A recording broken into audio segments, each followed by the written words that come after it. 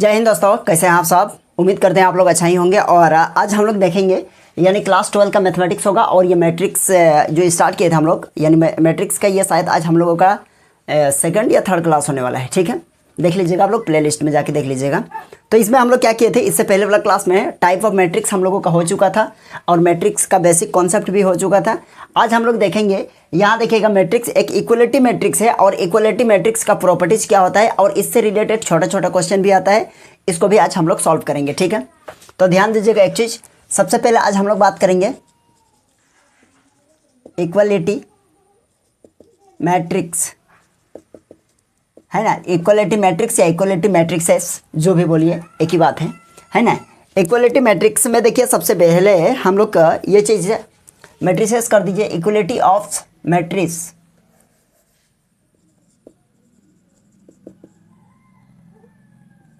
Matrices क्या किए, equality of matrices. देखिए इक्वलिटी ऑफ मैट्रिसेस में क्या है, इसका प्रॉपर्टीज को समझ लीजिए। तो क्या होता है, सपोज कीजिए ए और बी कोई मैट्रिक्स है। ए क्या है, एक कोई मैट्रिक्स है और बी भी कोई दूसरा मैट्रिक्स है। ठीक है ना। कहने का मतलब A and B are any two matrix, है ना। व्हेन इक्वलिटी, तो इक्वलिटी होने के लिए क्या होगा, यानी पहला मैट्रिक्स की जितना ऑर्डर का मैट्रिक्स है तो सेकंड मैट्रिक्स भी आपका उतना ही ऑर्डर का मैट्रिक्स होना चाहिए। बात समझे। यदि पहला मैट्रिक्स सपोज कीजिए आपके पास क्या है, ये हो जाएगा आपका, ये x है, ये आपका हो जाएगा y है, ये 2 है, ये आपका 3 है। तो ये बताइए 2x2 ऑर्डर का मैट्रिक्स है कि नहीं है ना। तो इसका ऑर्डर क्या हो जाएगा, इसका ऑर्डर क्या हो जाएगा आपका, हो जाएगा ये, है ना। तो b जो होगा ना, b जो होगा मैट्रिक्स, अगर ये दोनों मैट्रिक्स को क्या करना है, इक्वल करना है, तो ये भी हमको 2x2 ऑर्डर का ही मैट्रिक्स बनाना पड़ेगा। तो दोनों मैट्रिक्स तभी बराबर हो सकता है जब दोनों मैट्रिक्स का जो ऑर्डर होगा वो ऑर्डर क्या होना चाहिए, सेम होना चाहिए, है ना। या तो 3x3 ऑर्डर का है तो सेकंड वाला भी 3x3 ऑर्डर का होगा, तभी अगर ये कंडीशन को फुलफिल करता है ना, तो ये आपका क्या हो जाएगा, इक्वलिटी मैट्रिक्स का ये एक का कंडीशन फुलफिल हो गया। और दूसरा कंडीशन क्या होगा, दूसरा कंडीशन ये हो जाएगा, यानी आपका जो क्रॉसपॉन्डिंग एलिमेंट है ना, तो क्रॉसपॉन्डिंग एलिमेंट है वो भी आपका क्या हो जाएगा, वो भी आपका इक्वल होना चाहिए, तभी ये दोनों मैट्रिक्स क्या होगा, इक्वल होगा, है ना। इक्वलिटी मैट्रिक्स में यही चीज़ कहा गया है। बात को समझे। सपोज कीजिए ये भी 2x2 ऑर्डर का मैट्रिक्स है, तो यहाँ भी आपका x होगा और यहाँ भी आपका y होगा और यहाँ भी ये 2 होगा, यहाँ भी 3 होगा। बात समझे। या फिर आप यह कह सकते हैं x और y अगर दे देंगे तो आपको ये लगने लगेगा कि ये दोनों मैट्रिक्स सेम है। या फिर आप यह कहिए a और ये b है ना, a और b ये दोनों मैट्रिक्स है, ये भी 2x2 ऑर्डर का मैट्रिक्स है और ये यानी ये b मैट्रिक्स भी आपका 2x2 ऑर्डर का मैट्रिक्स है। ठीक है, यहाँ तक क्लियर है। अगर आप इस दोनों मैट्रिक्स को इक्वल दिखाना चाहते हैं, मैट्रिक्स ए बराबर मैट्रिक्स बी होना चाहिए, ये आपका कहना है, तो इसके लिए पहला कंडीशन क्या हो गया, पहला कंडीशन क्या होना चाहिए, सेम ऑर्डर का होना चाहिए। क्या हो जाना चाहिए, सेम ऑर्डर होना चाहिए, यानी दोनों मैट्रिक्स है, दोनों का ऑर्डर क्या होना चाहिए, सेम। दूसरा कंडीशन क्या होगा, इक्वल टू क्रॉसपॉन्डिंग एलिमेंट, है ना। तो दोनों का जो क्रॉसपॉन्डिंग एलिमेंट है वो क्या होगा, इक्वल होगा, है ना। तो यहाँ लिखेंगे equal corresponding element, equal corresponding, चलिए इक्वल क्रॉसपॉन्डिंग एलिमेंट। अब देखिए क्रॉसपॉन्डिंग एलिमेंट क्या होता है, इसको समझते हैं हम लोग। ठीक है, देखिए सबसे मेन बात देखिए क्या होगा, ये x जो होगा ना, यानी ये x अगर कहे तो ये क्या है, a है ना, ये a11 का है, a1 मैट्रिक्स का है, ये 1 2 मैट्रिक्स है। और ये y क्या है, ये y आपका हो जाएगा, आपका ये 2 1 हो जाएगा और ये 3 हो जाएगा, आपका ये 2 2 हो जाएगा। समझ में आया कि नहीं आया। तो यहाँ भी आप यही कंडीशन को जब अप्लाई करिएगा तो ये आपका क्या हो जाएगा, ये हो जाएगा आपका a11 और ये हो जाएगा 1 2, ये हो जाएगा आपका 2 1 और ये हो जाएगा आपका 2 2। ठीक है, जब इस तरह का कंडीशन है तो इसका फर्स्ट वाला इसके फर्स्ट वाला के इक्वल होना चाहिए, यानी x इक्वल्स टू a होगा और y इक्वल्स टू क्या होगा बोलिए, तो y इक्वल्स टू आपका यहाँ b हो जाएगा, ये b है। ठीक है ना, ये आपका b है, तो ये हो जाएगा आपका b। और यहाँ ये 2 है तो यहाँ ये 2 तो है ही, ये तो इक्वल है ही, है ना। अगर ये कंडीशन हो गया, पहला सेम ऑर्डर का होना चाहिए और दूसरा जो होगा वो क्या होना चाहिए, उसके करस्पॉन्डिंग एलिमेंट जो होंगे वो क्या होना चाहिए, वो भी इक्वल होना चाहिए। ठीक है, अगर ये चीज़ होगा तो आप समझ जाइएगा वो मैट्रिक्स इक्वल मैट्रिक्स होगा। ठीक है, ये नहीं कि ये 2x2 ऑर्डर का मैट्रिक्स है और हम इक्वल कर रहे हैं 3x2 ऑर्डर के मैट्रिक्स के साथ, तो ये गड़बड़ हो जाएगा, क्योंकि दोनों का यदि ऑर्डर सेम नहीं है तो ये इक्वल कभी भी नहीं हो सकता है। ठीक है, चलिए अब हम लोग इसका एग्जाम्पल देखते हैं, आप चाहे तो इसको उतार लीजिए।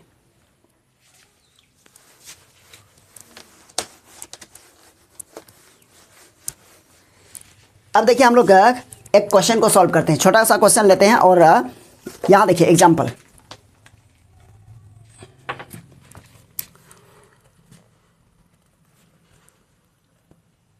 यहां देखिए क्वेश्चन में कहा गया है क्या, इफ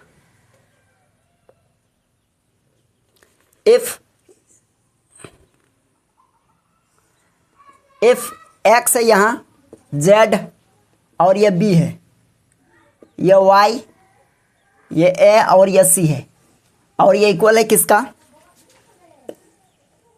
ये तो कहीं दिया है यानी इक्वल है -1 और ये 1.50, ये 2√6 और ये है 3 और ये 2 हो जाएगा, ये इक्वल है। देखिए यहाँ पहले ही कर दिया है कंडीशन में, ये क्या है, यानी एग्जांपल के लिए ये क्वेश्चन लिए हैं, यानी इफ ये एक मैट्रिक्स है, ये भी आपका 2x2 ऑर्डर का मैट्रिक्स है और ये भी आपका 2x2 ऑर्डर का नहीं है, ये देखिए कॉलम कितना है 1 2 3, तो यह हो जाएगा 3x2 ऑर्डर का मैट्रिक्स है ना 3x2, तो ये भी आपका हो जाएगा 3x2 ऑर्डर का मैट्रिक्स। पहले रो जो ये जो फर्स्ट वाला होता है ना, ये फर्स्ट वाला क्या होता है, नंबर ऑफ रो, क्या लिखिएगा, ये नंबर ऑफ रो है यानी रो का नंबर है, और सेकंड वाला क्या है, नंबर ऑफ यानी नंबर ऑफ कॉलम, ठीक है, नंबर ऑफ कॉलम होता है सेकंड वाला।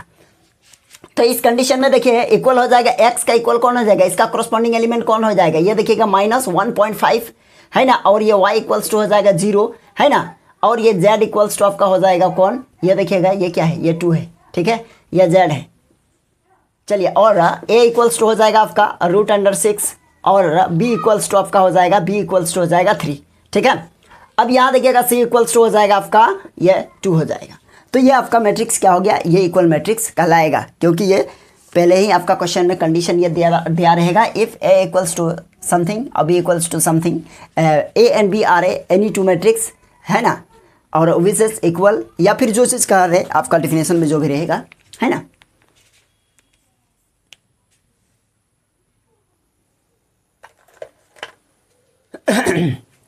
चलिए यहाँ देखिए हम लोग क्या करते हैं, एक एग्जांपल को लेते हैं और एग्जांपल में क्वेश्चन में देखिए क्या कहा गया है, यहाँ फर्स्ट में आपका रहेगा इफ, क्या रहेगा, इफ मैट्रिक्स है ना, ये मैट्रिक्स इक्वल है किसका, ये इस मैट्रिक्स के इक्वल है, ठीक है, और आपसे कहा जाएगा कि find the value of A B C and X Y Z है ना। तो क्या कीजिएगा, जब इस तरह का क्वेश्चन रहेगा तो आपको सॉल्व करना होगा, सबसे पहले आपको ये चीज़ देखना होगा कि इसका ऑर्डर सेम है कि नहीं, तो ये ऑर्डर देखिएगा क्या होगा इसका 1 2 3, और हो जाएगा ये हो जाएगा आपका कितना ऑर्डर का हो जाएगा 3, और ये हो जाएगा 1 2 3 यानी 3x3 मैट्रिक्स है, यानी 3x3 ऑर्डर का मैट्रिक्स है। तो हम लोग सेकंड मैट्रिक्स को भी चेक कर लेते हैं, यानी वो कितना ऑर्डर का है, तो ये 1 2 3, ये भी 1 2 3, यानी ये भी आपका 3x3 ऑर्डर का है। तो दैट मीन्स ये क्या है, यानी ये आपका इक्वल हो जाएगा, यानी इक्वल मैट्रिक्स तो है लेकिन इसका कॉरस्पॉन्डिंग एलिमेंट इक्वल करेंगे। और आपको ये समझना है कि हम लोग जो है ना, यानी ए बी और सी का वैल्यू हम लोगों को कैसे फाइंड करना है और एक्स वाई जेड का वैल्यू कैसे फाइंड करेंगे, इसको समझिए। देखिए सबसे पहले यहाँ देखिए एक्स है, अगर हम इसको इसके इक्वल करेंगे तो आपको x मिल जाएगा, तो आप यह कह सकते हैं कि x + 3 = 0, x = -3, ओके क्लियर है। चलिए अब यहाँ से z मिलेगा, तो यहाँ लिखेंगे z + 4 = क्या होगा, इसका कॉरस्पॉन्डिंग एलिमेंट ये 6 हो जाएगा है ना। तो आपको मिल जाएगा यहाँ z = हो जाएगा आपका 2 हो जाएगा, क्यों हो गया 2, क्योंकि यहाँ देखिएगा ये इधर आएगा माइनस हो जाएगा, देखिएगा अगर एक बार इस तरह लिख दीजिए, ये माइनस यानी हो गया। अब यहाँ से देखिएगा हम लोगों को क्या मिलने वाला है, यानी 2y और -7 ये इसके इक्वल होगा, और इक्वल में 3y और -2, तो ये y देखिएगा इधर क्या है 2y है। एक काम कीजिए -2 को इधर लाइए, तो -2 को इधर लाएंगे तो हो जाएगा आपका -7 और +2, और ये हो जाएगा आपका 3y, और इधर से जाएगा तो हो जाएगा -2y, क्योंकि ये प्लस में था तो कहीं ना कहीं ये आपको मिलेगा -5 और इक्वल्स टू ये मिल जाएगा कितना, यानी ये y हो जाएगा। तो y का वैल्यू क्या मिला, y का वैल्यू मिल गया आपका -5। तो देखिए हम लोगों को एक वैल्यू यहाँ मिला है और आपका एक वैल्यू यहाँ पर मिल गया है ना, और एक वैल्यू आपका यहाँ मिला है, ठीक है। और हम लोगों को x y और z मिल गया। अब क्या निकलना है, a b और c। तो देखिएगा ये भी सिंपल है, आपका a कहाँ कहाँ है, यहाँ पर a फंसा हुआ है, तो ये किसका है, इसका कॉरस्पॉन्डिंग एलिमेंट क्या है -3। तो आप लिखिएगा a - 1 और इक्वल्स टू हो जाएगा -3 और a इक्वल्स टू -3 और ये इधर जाएगा राइट तरफ तो हो जाएगा +1 और a इक्वल्स टू आपको मिल जाएगा रिजल्ट -2। तो ये आपका मिला क्या, a का वैल्यू मिला -2। अब हम लोग देखेंगे किसको, a मिल गया। अब देखिएगा आपको b निकालना है, तो b आपका यहाँ पर है और इसका करस्पॉन्डिंग एलिमेंट यहाँ है, तो हम लोग लिख सकते हैं क्या, b -3 यार इक्वल्स टू ये हो जाएगा आपका, देखिएगा ये 2b + 4 है ना, तो ये इधर आएगा तो माइनस होगा, या -3 को उधर ले जाइए। तो एक काम कीजिएगा, b माइनस ये हो जाएगा आपका 2b और इक्वल्स टू ये हो जाएगा, ये b है ना, नहीं तो आप 6 मान लीजिएगा, और ये हो जाएगा आपका 4 और प्लस ये हो जाएगा 3, तो यहाँ से आपको मिलेगा -b और इक्वल्स टू ये हो जाएगा +7, तो b इक्वल्स टू इधर ले जाएंगे माइनस, तो ये हो जाएगा आपका -7। तो देखिएगा यहाँ से आपको क्या मिला, b मिला। ठीक है, अब हम लोग क्या निकालेंगे, c देखिएगा, c अब कहाँ है, c है कि नहीं है, c हाँ यहाँ पर है, ये देखिए यहाँ c है, इधर नहीं है। तो यहाँ देखिएगा इसका करस्पॉन्डिंग एलिमेंट क्या होगा, ये है ना, तो इसका करस्पॉन्डिंग एलिमेंट 0 हो जाएगा। तो हम लोग लिख सकते हैं यानी 2c और +2 इक्वल्स टू 0, तो 2c इक्वल्स टू हो जाएगा, ये इधर जाएगा तो -2 हो जाएगा, और ये कटा, देयरफॉर आप ये कह सकते हैं c इक्वल्स टू -1। तो c का वैल्यू भी क्या हो जाएगा, -1 हो गया। ठीक है, तो हम लोग क्या कर लिए, a b c और x y z हम लोग सबका वैल्यू निकाल लिए। अब लास्ट में लिख सकते हैं इधर, है ना, आंसर में लिखिएगा। सबसे पहले किसका बात हुआ है, x, तो x इक्वल्स टू क्या है, x इक्वल्स टू आपको किधर गया, यहाँ x इक्वल्स टू -3 कोमा, इसका तो y इक्वल्स टू क्या है, y इक्वल्स टू देखिए -5, चलिए कोमा, इसका z इक्वल्स टू क्या है, z इक्वल्स टू शायद 2 निकला था, किधर z किधर है, z हाँ यही तो है, हाँ z इक्वल्स टू 2 है, तो हो जाएगा z इक्वल्स टू क्या हो जाएगा आपका, z इक्वल्स टू आपको क्या मिला 2। ठीक है, अब देखिएगा a का निकालेंगे, a इक्वल्स टू क्या है, यहाँ देखिए -2 है, और b इक्वल्स टू देखिएगा, b इक्वल्स टू आपको मिला है -7 है ना, और c इक्वल्स टू आपको मिला है किधर गया, -1 है ना, तो ये आपका हो जाएगा फाइनल आंसर। ठीक है सॉरी, देखिएगा इस तरह का क्वेश्चन जितना भी है ना आप लोग आराम से सॉल्व कर सकते हैं, है ना। और देखते हैं और एक आध क्वेश्चन को सॉल्व करते हैं ऐसे ही।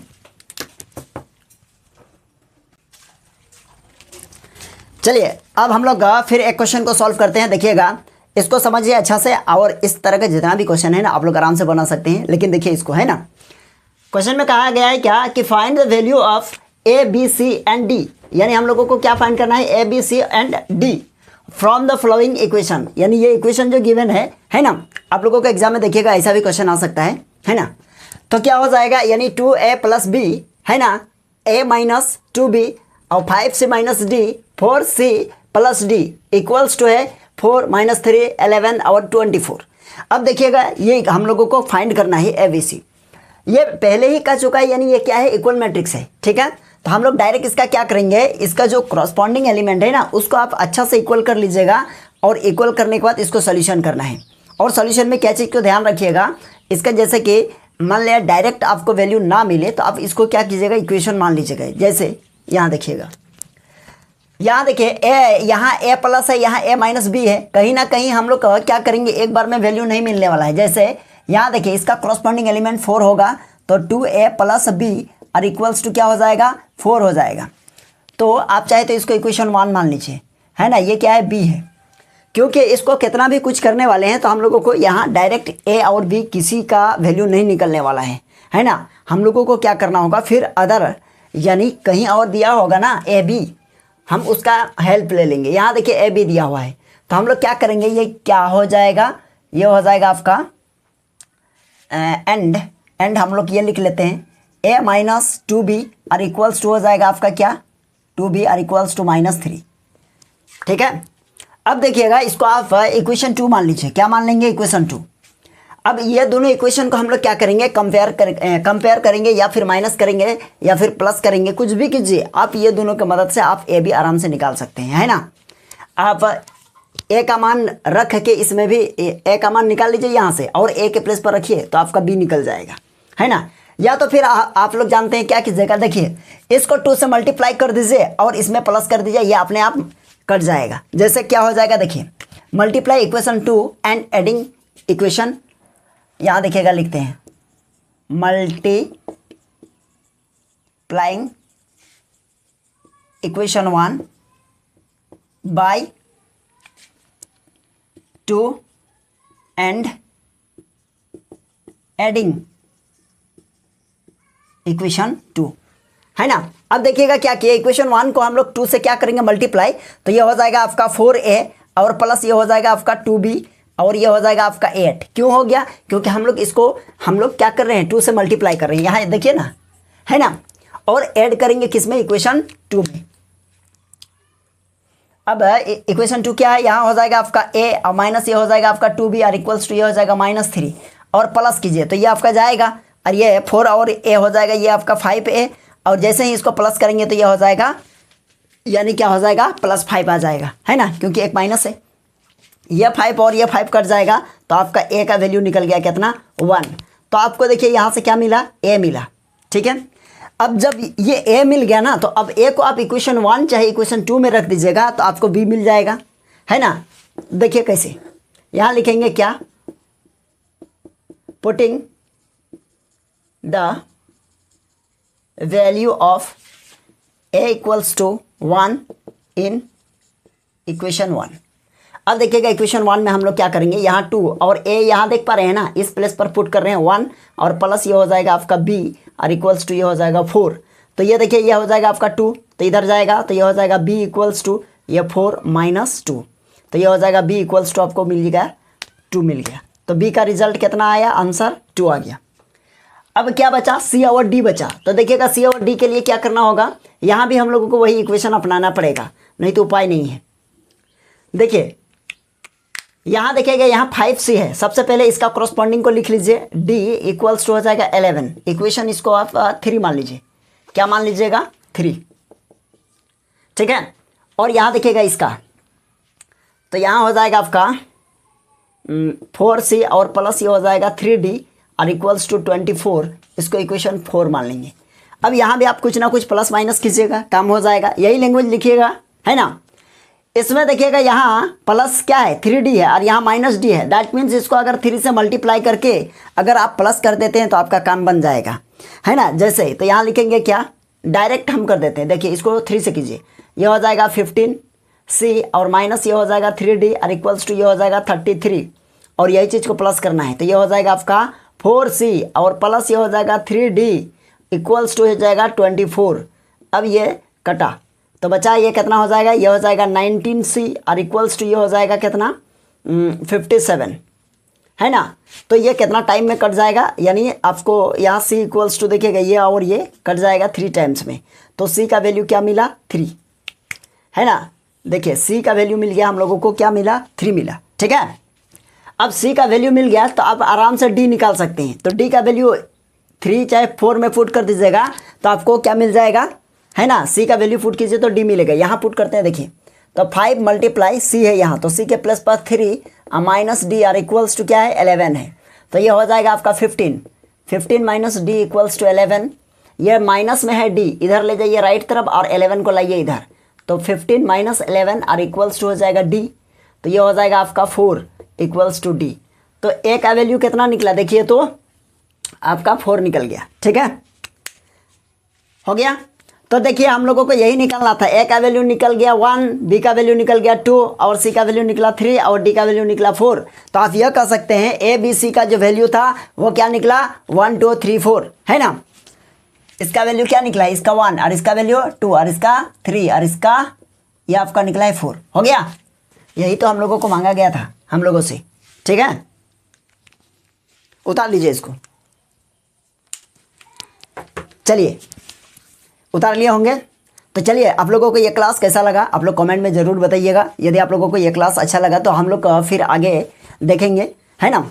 आप लोग कमेंट बॉक्स में अपना राय ज़रूर दीजिएगा, ठीक है। यदि क्लास अच्छा लगा है तो वीडियो को लाइक कर दीजिएगा और आप चैनल में नए हैं तो चैनल को भी सब्सक्राइब कर लीजिएगा, ठीक है। तो चलिए हम लोग फिर मिलते हैं नेक्स्ट क्लास में, चलिए थैंक यू।